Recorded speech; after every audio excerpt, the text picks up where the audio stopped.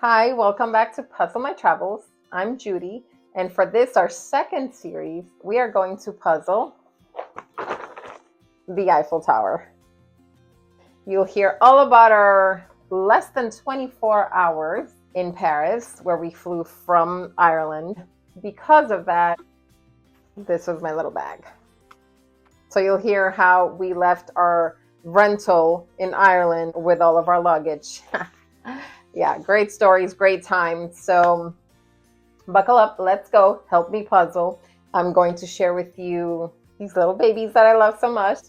And I will be drinking my non-alcoholic sparkling rosé. The drink is not from Paris, but the cup is. So you'll hear about that, our little lovers package or whatever the package was for the ticket for the Eiffel Tower. So yeah, I'm excited to share the stories and the pictures and the videos with you while we puzzle this beautiful baby.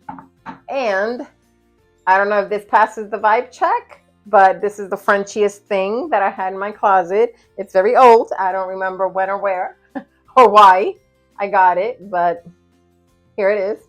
Yeah, so join me.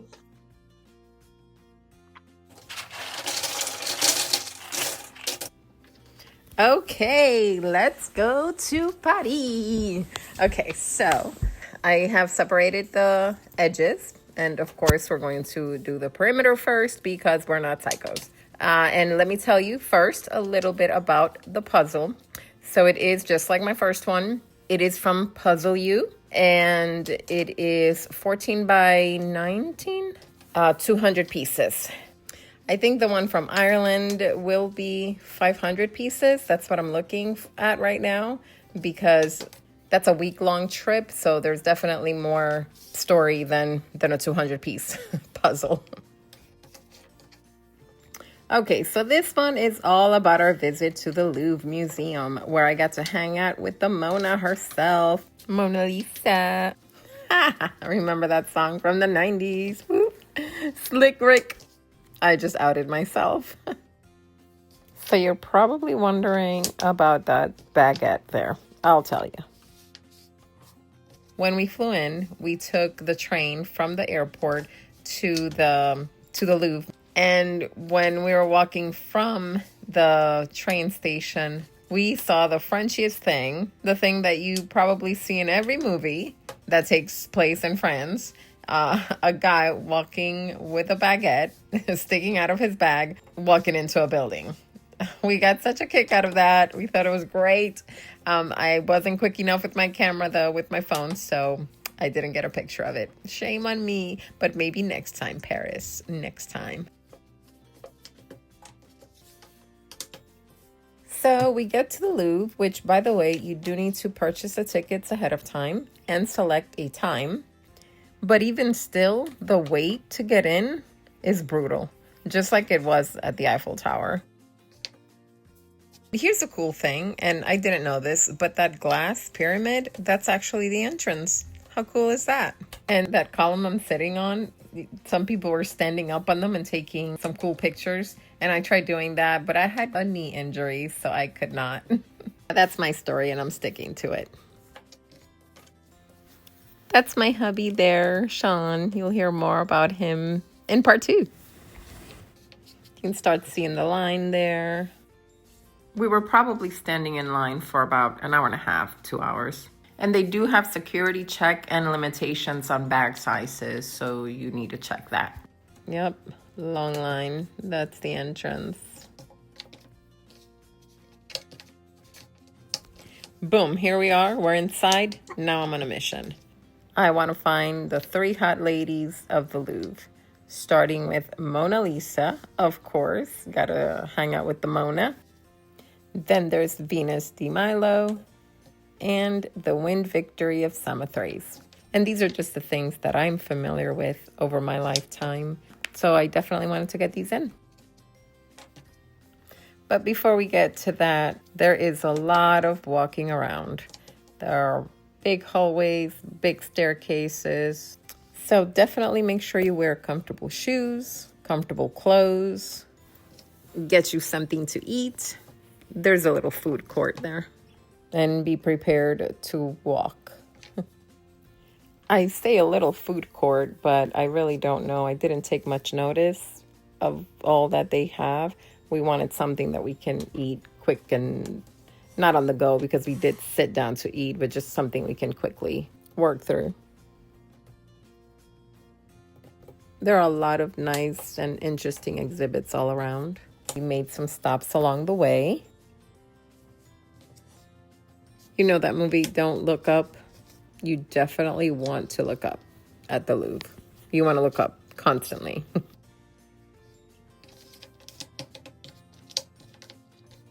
Now, hubby and I are not art connoisseurs, but we can enjoy a museum, read some of the art history and details, but we don't spend a whole lot of time.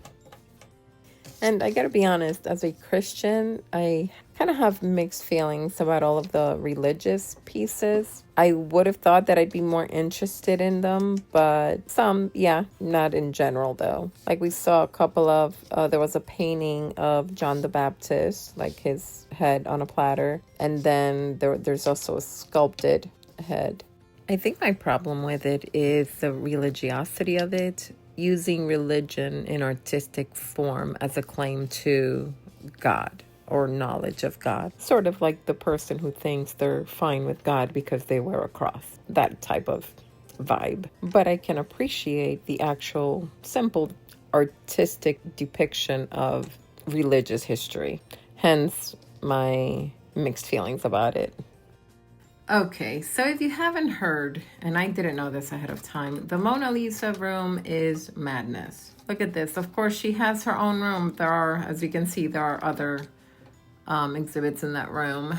But yeah, this is just madness. So the way that you get up to her, you make your way up around so many people. So you end up, I think, like 10 feet away from her. It's as close as you can get. And that's it. That's where you can take pictures from. So look at that. That's me trying to take selfies. Just trying. And being silly while doing it. So, that's it. Like I said, got to spend a little time with her, but not too close. She let out some of her secrets. So one thing I did learn, I didn't know this, that Da Vinci actually did not complete the painting. So it took him, what he did work on was about over a 10-year period of time, but he never finished it. And he carried it around everywhere, and eventually the French king purchased it from him. Apparently she's worth over 800 million, almost $1 billion. She's almost worth $1 billion at this point. You go, girl, right? I find art to be interesting in the sense that, yeah, it's very expressive and also visually appealing, right? But some of it creeps me out a little bit, if I'm being honest. Some of it, like the Christian or the religious stuff, I can't quite put my finger on it. But some of it is just creepy.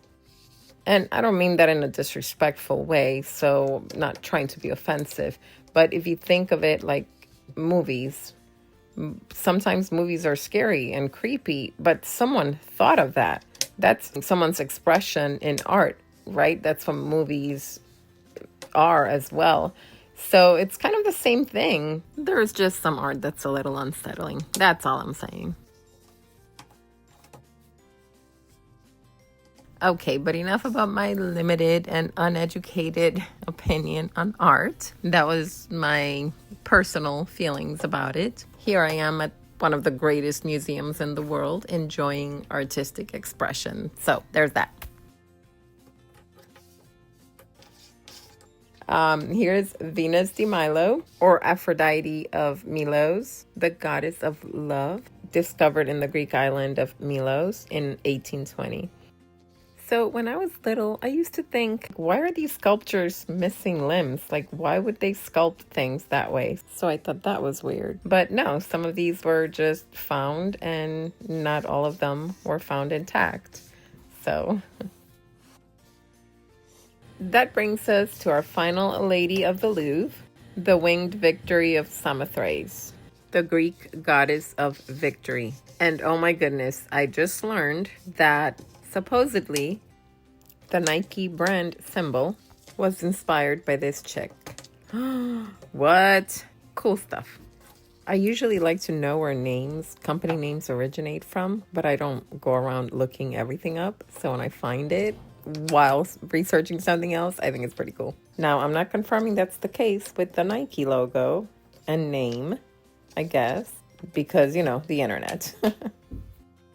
Okay, so the Louvre definitely must do if you have an opportunity to do it in Paris. Nice little experience. Honestly, just having grown up, with the knowledge of Mona Lisa, I think is pretty amazing to see that. It was a pretty amazing privilege to have the trip to Paris and be able to have that experience. Definitely recommend it. And oh my goodness, I'm recording this the week after the Louvre heist. If you haven't heard of it, it was October 19th that it happened, where it was broken into and some, needless to say, priceless jewelry was stolen. That's wild. Such a pity. Thank you so much for joining on this part 1. Part 2 will be the visit to the Eiffel Tower. So tune into that. Make sure you subscribe and turn on notifications. Here it is, the border of the Eiffel Tower.